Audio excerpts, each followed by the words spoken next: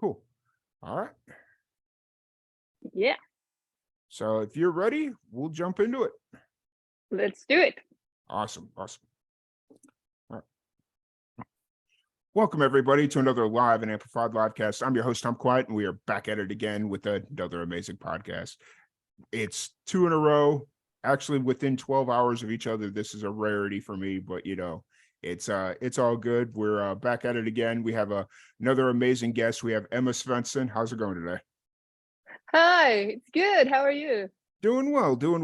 Just getting back used to doing these morning podcasts. It's always an interesting vibe, and it's a little bit different because you get a different personality. You get a little bit more upbeat. I haven't been working all day, so I'm a little bit more upbeat. So I really hope you got your morning coffee.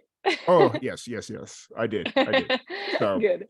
really excited to have you on. I know we've been trying to get this podcast on the books for a while. Originally, I know we were supposed to do this last week, and then I was having ice storms and all this kind of crazy weather, but luckily we were able to get it today. Yeah. So actually, it was quite funny because last night we started having more severe weather, except it was rain and all this like thunderstorms and stuff. And they were talking about our power going out again. And I'm like, no, my power is not going out again. I'm not dealing with this. So Wow, that's crazy. yeah, it was one of those things. I was like, I could get away with it once without it being a huge thing, but if I do it again, then there might be a problem there. But but excited to have you on nonetheless. You're based out of Stockholm, Sweden. So kind of tell us about your experience growing up in Stockholm. Yeah, so I moved to Stockholm 4 years ago, I think, because I'm from the north part in Sweden. But I moved here because of the music. So a lot of musicians live here, so that's why I went over here. So gotcha. So moving to Stockholm, that's a pretty common thing that musicians will do. Yeah, I feel like this is the only like music city in Sweden that is like big. Gotcha. So born and raised in Sweden, what got you introduced to music originally? I grew up on a horse farm, so I did a lot of like show jumping and was doing a lot with the horses. And then I started playing guitar when I was 8, and I realized that this is it. And I learned some chords and I started singing, and I actually wrote my first songs like 2 times after my first practice of the guitar. It wasn't good, but it felt like that was my thing. Yeah. It's always interesting. It's not good, but you could tell when there's like an authentic connection to something. There's a difference between being not good and just not having enough experience. Yeah, it really is, because I've been really, really bad at all kind of sports. So when I started doing the guitar thing and I was bad, I just knew that it was my thing, even though I wasn't good at it, really. Yeah. That's weird. Yeah. No, but it makes 100% it makes sense, because it's like there's a connection to it, and even though you don't quite know what you're doing, you kind of get the idea behind it, and there's room for growth. Whereas in sports, if you don't have the athletic ability, it's just kind of like, I've been in that experience before where it's like there's a way to tell that, okay, I'm not good at this now, but I can be, versus I'm not good at this and I'm never going to be good at this, even if I practice 100 times, so like that's so true. Genetics not on your side, just like whatever it is. But so when you started playing music, who was it? Your parents that kind of pushed you into it, or was it just kind of a natural progression? No, it was actually only natural. We had a guitar because my dad used to play like bonfire play. So not really playing the guitar, but we had one guitar. So I learned Smoke on the Water when I was like 5. Nice. Like everyone else. But no, it's only been like my thing in the family, and Mhm. everyone wondering where it comes from. And Yeah, I don't know. I just fell in love with the music. yeah, for sure. So when you started, were your parents supportive of it from the get-go? Yeah, they have been really supportive. So they have been like when I was young and started playing gigs, they drive me around everywhere, and I didn't have any sound engineer, and I needed to do my own sound. So Mm, my dad took lessons and learned how to do the sound, and yeah, they have helped me a lot. gotcha. So I'm very thankful for that. Nice. So that first, do you remember the first song that you wrote? You mentioned that like shortly after you started playing, you started writing music. Do you remember that first song, or is it kind of Yeah, I remember one of them. okay? It was a blue day in a blue world, and I'm very happy, which is very weird because I didn't really know what blue was more than a color. Yeah, fair. I was gonna say, I'm guessing you don't still break it out from time to time, but yeah. Um, Yeah. uh, so kind of moving forward from there, you what was kind of, did you start playing shows after that, or was it just kind of like writing music? Well, you were still pretty young at that point, right? Yeah, I've started playing like gigs where I played covers, Hmm. and I met a guy that did his own music, and I was happy to follow him on his gig and go up like the surprise and do like two of my songs Yeah, sometimes. yeah. So then I was like 10, I think, when that started. Okay. So that was a really good step for me because I've never been like nervous to get up on stage because I've done it as long as I remember. Yeah, So yeah. that's cool. And so then from that point on, it was 100% music all the time.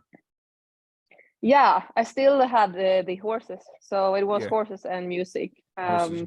which took a lot of time. So sometimes the school was the last part. Yeah, But fair, yeah. very fair. And so so what was kind of that turning point in your music where you were like, um, that where you decided you wanted to move to Stockholm? Was that something you were always kind of building towards and knew inevitably it was going to happen, or what was kind of that thought process like? Yeah, because the town where I grew up is a very small town, Hmm. and when I was 19, I felt like I needed to do something else. So I took my guitar and I went alone to Nashville, Hmm. and was there for a month and realized that my hometown is very small, and I always felt a little weird when I was there because there's not a lot of artists there. Hmm. And then when I come to Nashville, I realized that I'm not the craziest person in the world. There is more musicians here. So I went back and forth 3 times, and then I decided to move to the biggest city in Sweden uh, to like have something a bit similar. Yeah, Yeah. gotcha. So, which that's always a big move, just moving to the city, especially if you come from a small town. Like, Yeah. were you nervous about moving to Stockholm? No, not nervous, but I'm a very like uh small town girl in a way that I Mm, love the farm part and I love being out in the wood, and it's a very big difference to live in a city. mhm. So I was a bit nervous about how I would feel about living in the city. But I've been going back and forth a lot, so it's not that bad. Gotcha, gotcha. And how often are you playing shows right now? Right now I'm taking it a little chill because Mm, there's been so much last summer, so I needed a little break and yeah, focus on the writing part and the producing, and yeah, so we are gonna do some smaller gigs, but then it is like the spring and the summer that is the focus. yeah. Yeah, You start gearing up in the springtime, summertime. Like I was we were talking a little bit yeah, earlier about the festival that's coming up here in April, and we'll get to that here eventually. But you yeah. know, um, so did you start? What was kind of when did you start releasing music? I know it says on Spotify like 2018. Was that when you moved out to Stockholm, or were you starting that process before you moved to Stockholm? It was earlier. I released few songs that I deleted later. Yeah. I think I released them when I was 13, 14, Okay. something. And I also done some like CDs that Mhm. it's not released. But I decided to release the ones that I'm not proud of, to like start over and have music that I also like out Yeah. there. Yeah. Yeah. So have you thought of those earlier songs? Have you thought about like revisiting them and re-releasing them, or are they just kind of they're done? They've had their time in the sun. Yeah, I think I will go back on some of them, because some of them I play live, but I was not like very proud of my performance in the studio. So I might record them again. And Gotcha. there is one song in Swedish that I wrote when I was 11 that all the people in my hometown knows. And I don't like it, but everyone wants to sing along, and every time I play a gig at home, I need to sing it. So I might have to do a version of that one too. Fair enough. That's always funny. Like you write a song when you're so young, and Yeah. but that just happens to be the song that everybody gravitates towards. Like you go do a live show, and it's like, but the song is from when I was really young. It doesn't. Yeah, that's always very Yeah, but interesting. I feel like I didn't think anything when I was that young. I didn't think that this should be a hit. People need to like it. I just sang something from my heart, and Mhm. I'm struggling a bit with go back to that and Mhm. not play music that I think others will like, and play songs that I like, and writing songs from my heart, and not like mainstream things that I think people will like. Yeah. No, Yeah. that's 100% accurate. Like that's very fair and accurate, because it's like it's that battle of, you want people like inside, you want people to listen to your music, so you want to make that stuff that you think people will listen to. But on the other hand, a lot of times the music that people relate to or are drawn to is the authentic music that you feel like you want Yeah. to release, which is, so it's like you get caught in this, like, I don't want to call it a trap, but you get caught in a trap, essentially a trap, because it's like you want to release this music people are going to listen to, and Yeah. it's interesting. But Yeah. the It's fact that crazy. the fact that you're like aware of that and trying to figure out a way to get back to a mindset of just writing music that you want to release and writing music that you like, I think you're onto something there, and I stay that course. Yeah. Yeah, because I really need it to be real, and to be real for me, so people feel that it's real. Mm, yeah, Yeah. 100%. So where you can, like, obviously you just released a single last month, but where are you kind of at in the creative process right now? Are you writing, recording? Right now I am writing, Okay. um, and I'm also recording a little, but I'm doing a duet with another guy right now, Mm, so hopefully we will release that this spring. Um, and yeah, but it's mostly writing, and also like go back to the songs that I wrote before, mm, because I'm writing a lot of songs, and I feel like sometimes I need like 3 months and go back to them to know if they are good or if they suck. yeah. Yeah.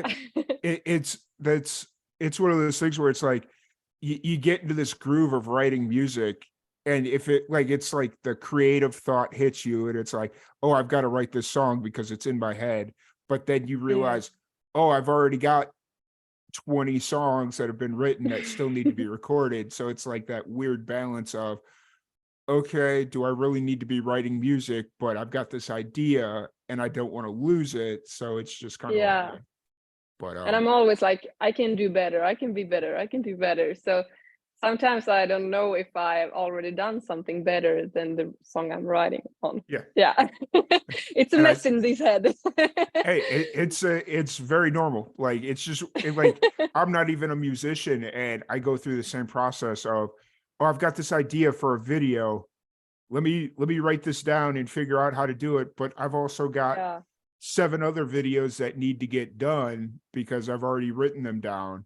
And but it's one of those Yeah. things where it's like you don't want to lose the idea because it's a good you think it's a good idea. And it's if the song gets recorded, it gets recorded. Like that's the mindset that I've taken is like if it gets done, it gets Mm. done. As long as I have the idea written down somewhere, when it's time to produce the video, it'll get produced. So Yeah, that's so true.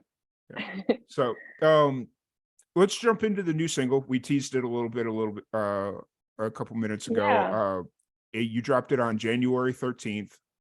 It's Mhm. called Yes. Runs in the Family, correct? Yes. Yes, yes. What's the story behind the song? I talked about earlier about my family that they are like very supportive, and I've never wrote a song to them, so I felt like I needed a really happy song to like appreciate them. Yeah.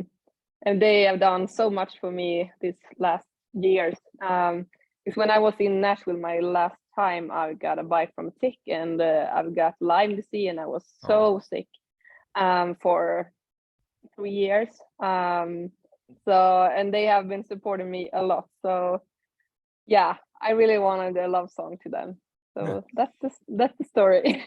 Nice. What I really like about the song is it's one of those songs that when you're playing it at a show, you can get the crowd involved. Like just listening to how you Yeah, recorded it, and it's like you can kind of hear that when you hit the chorus. It's like I love songs like that because then you go to like a show, depending like if especially in Nashville, I imagine like any venue on Broadway there, and you just kind of play this show and people know the chorus, and it's like okay, that'd be really cool. So yeah, yeah. So and there is a part that is rounds in a yep, family. yep. So yeah, so that is that was what my thought about it. And when I'm playing gigs, I feel like the crowd is my family too. So it's a kind of nice familiar thing to do. Yeah, it Yeah. is. It really is. And you know, just I obviously I haven't seen you play live, but hopefully in April. I'm hoping that Yeah, I'm hoping my hope so. passport comes through in time. That's the only thing kind of holding up the whole process right now. Then you have to sing along on it, that part. Okay, I will. I will for sure. Perfect. You know, just in my head, I imagine like it's just got to be a really fun song to play live. So Yeah, yeah. it is. It's Uh, fine. Nice to have happy songs too. yeah. So is Runs in the Family, is it are you working, are you just kind of staying in the singles realm, or are you kind of working towards a full-length album? What are your thought process? What's your thought process on that? Yeah, so right now I am independent. So it's all actually it's about the money. So Yeah. at the moment I'm only the only way I can do it is like doing singles and release Mm, sometimes. But if I would get a label someday or something, I definitely have songs for an album. So mm. yeah, that's my Gotcha. goal to release an album in the Yeah. future. Awesome. Yeah. Yeah, because it's always interesting. Like I have this conversation on every podcast about singles versus albums versus EP, you know, just kind of, and Yeah. everybody approaches it differently because it's like, well, if they're aiming for Spotify play, it's singles. If they're touring, it's out, you know, so Yeah. it's like a whole thing. Yeah, that's so true. So Um, yeah, my goal is to release a full album and go out on a tour with the album. That would be amazing. nice, nice. Um, and so you're based out of Stockholm now. Are you playing outside of Stockholm pretty regularly, or do you kind of stay within Stockholm? Yeah, actually mostly up north or down south. Mhm. There is there is like live scenes in Stockholm, but there is not that many that I thought it was before. And my music is also like, the country music is bigger in the countryside. So right now it's more outside of Stockholm. Gotcha. Fair enough. And then you'd mentioned that you'd been to Nashville a couple different times. Are you planning on going to Nashville again soon, or is that? Yeah, as soon as possible, I think, because I missed it so much. Yeah. So maybe after the summer. Yeah. If I've done a lot of gigs, so I have the money to go, I will go. Yeah, for sure, for sure. Yeah. One thing that I've been telling a lot of musicians lately is Nashville's cool, but if you want something a little bit different, check out Austin, Texas. Austin's got a Yeah. So you know, It sounds so cool. it's got a lot of live venues. Like every corner, anytime you turn the corner, there's at least 3 other live venues, and it's like the entire city. So it's, whereas like Nashville, the concentration of live venues is all there on Broadway and whatever the other street is. And yeah, so yeah, I'll definitely go there someday. It sounds so cool. And then just kind of moving forward with your music, what are you already looking at the next single, or are you just going to kind of let Runs in the Family sit for a bit?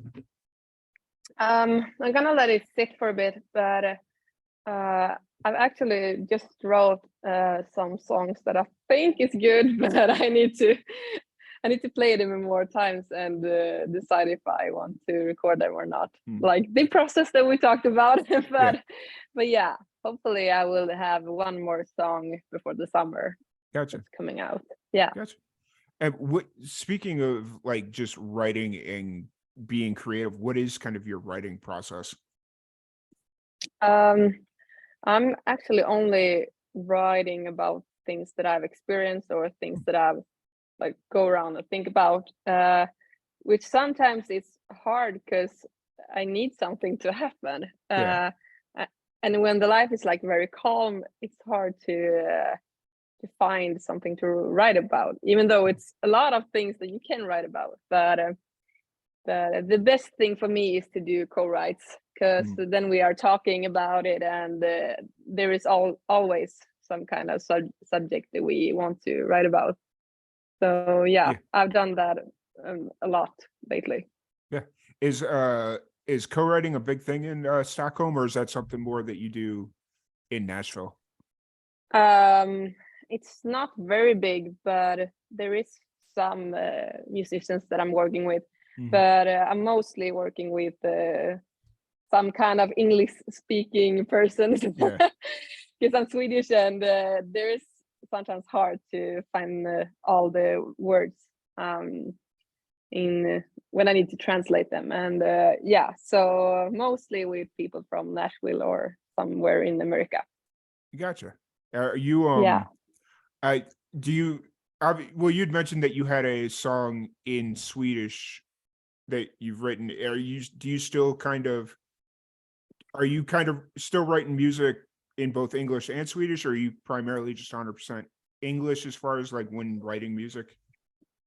No, right now it's only in English, because Sweden is still not very big in country music, and I love traveling, and it's so nice to go around in other countries to play, and it's easier if the songs are English then. Yeah, that's fair. I mean, you get those occasional songs that aren't in English that just happen to kind of sprout up and become super well known, but it doesn't happen very often. So yeah, that's so true. Yeah. So one thing that we do with everybody that comes on the podcast is we play a fun little game. We're going to change things up here a little bit. All right. It's we play a fun little game. It's called That's So Random, and I have a random question generator. Yep, there it is. So if you're ready, I'm going to ask you 5 random questions. And okay. So should it be quick answers then? It doesn't have to be. I tried to make it a more rapid fire thing, but some of these questions aren't easy to answer quickly. All right. All right. So would you rather be an average person today or a king or a queen 2,500 years ago? Average person today. Thanks. How many countries have you visited? Oh wow. I don't know, maybe 20. I think I've been traveling a lot, and when I was younger, I was traveling a lot with my family. So some kind of, yeah. In your opinion, what is the worst movie you've ever seen? Ooh, wow. I hate horror movies, so I don't remember the names, but yeah, I'm not into very scary movies. That's fair. Very fair. What is the craziest thing you've ever done in the name of love? Moved to the other side of of Sweden. Sure. And After I then met final someone 2 weeks. then final question, what would your pillow say if it could talk? My pillow. Um, Stop snoozing. Fair. Very fair. I feel like a lot of pillows would say that. Yeah. So that was that's so random, just Yeah, nice. Very so random. yeah. It's one of those things where I started doing I was doing a fundraiser about a year and a half ago, and I wanted Yeah, to make it a little bit different. And so I found this 21 questions app or something. I was like, all right, I'm gonna yeah. just ask a random question every now and then it became a whole thing. That's so fun. I love Yeah. that. So uh so you got a big show coming up at the what is it, the end of April, mid-April? I don't it's in April, towards the end of April there, Country on the Coast. It's in the UK. Yeah. How'd you get involved with that? I was there the last year, and it was Scarlet River Pair and Yeah. Rachel that contacted our booking agent in Sweden. So, and they decided to bring one Swedish country artist over. So, and that was me. Nice. And we had a lot of fun and felt like everyone become friends at the Yeah. festival. Nice. So yeah, so me and my boyfriend went over, and he's also playing and singing with me, and he's doing the management part too. So Oh, nice. it's a very good family company. So we Nice. are going back together again. That's Yeah, awesome. Like I mentioned, I'm about 95% sure I'll be there. The passport's the only thing that's got me a little nervous. And as long as the flights don't get super expensive in the next week and a half, I'll be good to yeah, go. So, um, yeah. You but should come. It's a very cozy festival, and yeah, it's very familiar. yeah. And it's one of those things where just having talked to a few people that have played last year and then that are going this year, because as they were starting to announce the artists, I was like, oh, Yeah, I like half of them I already know and I've had on the podcast at some point. So it's like, oh, I know that you. So it's like I made a joke to Rachel. I was like, yeah, you're like condensing down 7 trips to the UK in one trip, because everybody that I wanted to like meet or see play, they all live in different parts of the UK. So it's going to be like, all right, well, I can go for the, so it was yeah. quite, You have to come then. yeah. You will be Oh, very busy there. oh, I'm sure I will. And it's funny because there's, I think, 2 or 3 musicians from Texas where I'm at that are coming over. And I'm sitting Oh, there, I'm like, nice. I've never heard of them before, but they also live like, so like I live in Waco, which is in Central Texas, and they're all from like Yeah, Dallas, which is like a couple hours north of me. Um, yeah. and Dallas is a big city, so it's just kind of like that makes sense why I don't know who they are. So Yeah, Texas is huge. yeah, so yeah, I'm really But excited about wow. it. What what was like how was last year for you? Was you said it was cool? Yeah, it was so good. And Yeah, when we drove there, so when we come there, there was like it felt like the spring was coming that day, and it was yeah, sunny, and it was just so nice, and everyone was so they were just very nice people, very nice audience, and everything was just very familiar, and yeah, I loved it. For sure. That's the only thing that makes me nervous is every festival, every event that I've gone to, I've always driven. Yeah, So, because in my head, it's a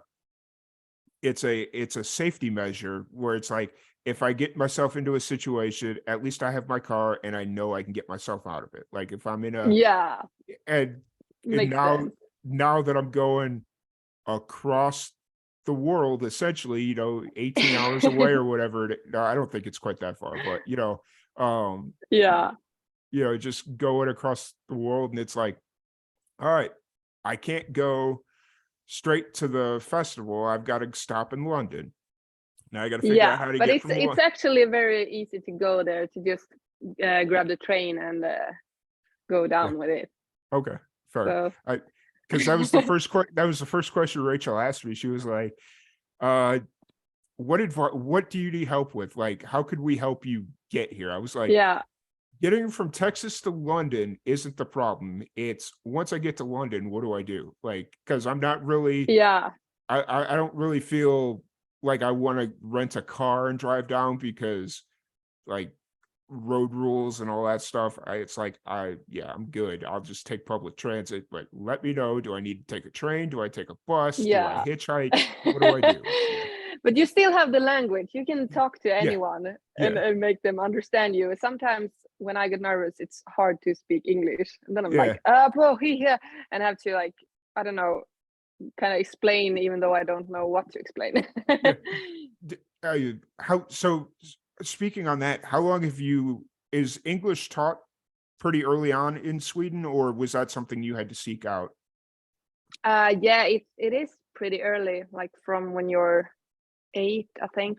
But I was really bad in school. I didn't understand it in school, Yeah. 'cause I felt like they did it so weird. I Yeah. didn't learn anything. So I learned when I went over to Nashville and I had to talk. Um, but it's so much better when I've been talking for a few days. Yeah. Right now I still need to translate every word. Yeah. So I'm speaking faster in Swedish than I do in English. Gotcha. So right now, so in Sweden, you'll speak Swedish for the most part. Yeah, Okay, gotcha. yeah, but everyone is pretty good in English here. So I had some friends that are speaking English, and they feel like it's hard to learn Swedish because everyone is so good Yeah. in English. So Yeah. they don't have to learn, but it's easier to learn. Yeah. And well, it's one of Yeah, those things. My sister, that's one of the big regrets I've had was not learning a second language. Like when I was in school, it was, oh, hey, you should really take a Spanish class or a French class or yeah, a German class. And I was like, is it required? Like you, I was very bad at school. So it's like, is it yeah. required? No, it's not required. Okay, then I'm not taking it. So Yeah, it was the same for me in Spanish, and now my parents just bought an apartment in Spain, and I oh can't well. talk to anyone. So I'm it's bad that I jumped off the Spanish class, but Yeah, yeah, I feel that. Awesome. it's Oh, what it so is. yeah. So now that Runs in the Family is out, it's been out for a little less than a month. What's kind of running through your head right now? Yeah. Sorry. You. I lost you. What did you Oh, say? okay. So now that Runs in the Family is out, it's been out for about a month. What's running through your mind right now? Yeah, it's so nice that it's been out there, and I'm so excited for this song because I really love it. So that's so nice. Yeah, awesome. And then kind of moving forward, what outside of music, what do you do? What are some of your hobbies when you need to decompress or just kind of escape? So I also have my dog. She's sleeping right here. Nice. So she's a big part, and I'm also studying journalism and digital media. Okay. So Yeah. that's also takes a lot of time. Nice. But yeah, the music part is the big part. Yep. That's where my brain is always. The look your dog gave when you put her on camera, it was like she's didn't want to be involved. Yeah, she's so tired. That's funny. Oh, and so you're going to school full time? Yes, I do. Gotcha. So yeah, Oh, but awesome. I'm free in the summer, so that's perfect. Then Yeah. I can play a lot of gigs and go out touring.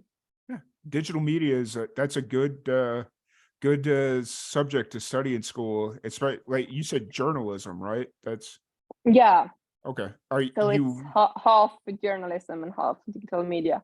yeah, And I don't really know what to do with it, but I feel like radio or something would be a very nice side job for me, yeah, because yeah, I love talking to people, and I feel like it's very close to the music. yeah, And yeah. yeah.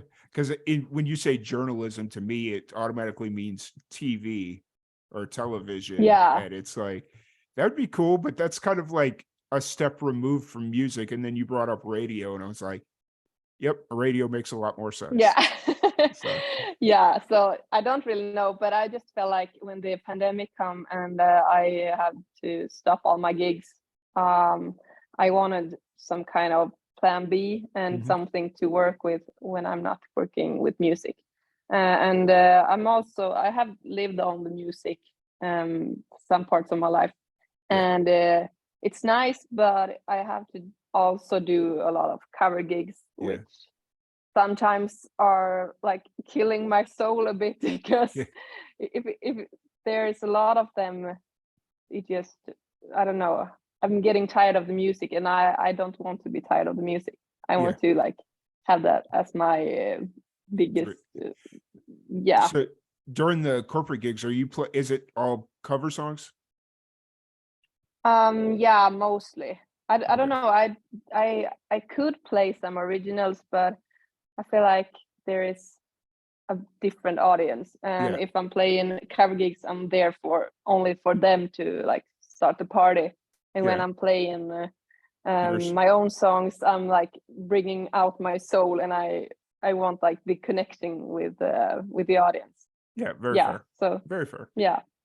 It's a different vibe, and not everybody is not every gig is accepting of original music, and especially if it's like a corporate Yeah, gig, if you're playing like a corporate Christmas party, or like whatever it is, it's like, yeah, yeah, chances are they want to hear Wagon Wheel, like insert any yeah. top 40 song, so Yeah, but I'm still very happy that I've done it, because I've been like very calm on stage because I've done it a lot, and mm, I'm feeling good when I'm talking to the yeah, audience, and I feel like all the hours on the cover scene have helped me mm, to talk about my own music and yeah, all that kind of stuff. for sure. And it helps you get your reps in, and like it, even if it's soul sucking, and it's like Yeah. you're kind of losing, you're at least getting your reps in, and it's like, okay, you're getting there, and Yeah, eventually you'll get hired for corporate gigs because they want to hear your original stuff. And yeah, so yeah. So that'll that's be so fun. nice. And I'm glad you're finding the positive in a potentially soul, like you said, you called it yourself soul sucking, but yeah, so Yeah. but no, that's cool. I'm really glad that we finally got this podcast booked. Just been able to listen to some of your music through the last, I get, what has it been, 2 weeks since we've been trying to get this thing originally Yeah. booked? Just kind of going through all your music over the last couple of weeks has been really cool, and just kind of listening to the evolution of your music through at least since 2018, unless Yeah. your other music's out there somewhere and I just wasn't able to find it. And yeah. No, there's some more on YouTube, I think, but Okay. no, mostly it's on Spotify and Apple Music, and yeah. Fair, fair. So, if anybody wants to check out your music or check out a live gig, or, just support you in any way, where's the best place to find you? Um, Instagram is the best place, because everything is shared from Instagram. So Emma Svensson Music, and also Facebook. Awesome. And I recently started TikTok, but Nice. I'm still learning. Nice. I had to delete my TikTok about a month ago, and then I was just like, all right, I'm gonna go back on and just Yeah. kind of, it was well, and I mean, in America, there's all like it seems like every month there's a story coming out about they're trying to ban TikTok in America, and it's like, do I really want to put all this effort into an app that may not be here in six Yeah. months, a year, so. I feel like everything could happen with TikTok right now. Yeah. So, Yeah. uh, but it's been an absolute blast chatting with you. For anybody or for any of the young musicians out there listening, where's the or what? Sorry, I was trying to ask a question I've already asked. For anybody, for any of the young musicians out there, what piece of advice do you have for Listen to what you really feel inside, and don't try to do what you think that people want. I think. them? Awesome. But once again, thank you so much for hanging out with us. It's been an absolute blast. I've really enjoyed it and can't wait to see. I'm going to just start phrasing it that I'll be there in April because if I phrase it Yeah, and I you say it enough times, it's going to happen. So, you have can't to come. can't wait to catch you in April and, all those musicians that'll be at Country on the Coast, we'll start bringing in more musicians as April comes closer and start promoting that up real good and just help as much as we can. But in the meantime, Emma, thank you so much for joining us. It's been an absolute blast. Thank you everybody for tuning in. If you're not following Live and Amplified, please give us a follow here on Twitch or on Spotify, however you're consuming this podcast. Or if you just want to reach out to us, liveandamplified.net is the best place to do that. Once again, Emma, thank you so much. Really appreciate you. And we will catch you all Thank you later. so much. It was so fun. Yeah. Cool. Oh, Nice. wait, no. Hold on. That works too.